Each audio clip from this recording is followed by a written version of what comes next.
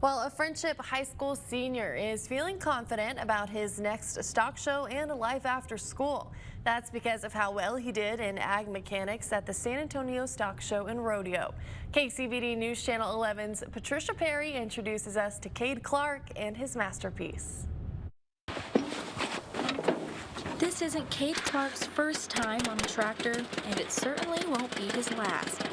This time, though, it's extra sweet because this 1954 tractor won him some big bucks. That's going to pay for my college.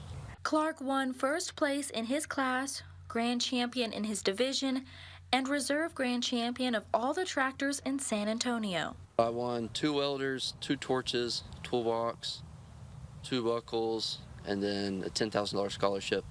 He didn't do it for the fame, the glory, or even the new welders. He did it for the smiles he knew he'd get when everyone saw the shiny new tractor. The people I bought it from, they were crying, never it left on the trailer, so I wanted to make it nice for them, and then their son was helping me, and I knew he really wanted to see it new, so.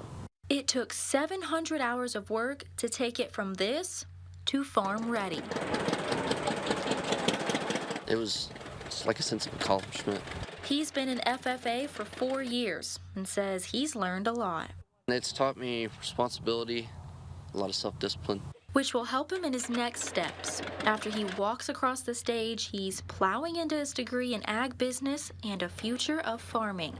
But first, he has another stock show to focus on in Houston. I'm pretty confident. There's a couple of things I've got to do to it that the judge just told me at San Antonio. Once I get those fixed, I feel like I'll do pretty well. Patricia Perry, KCBD News Channel 11.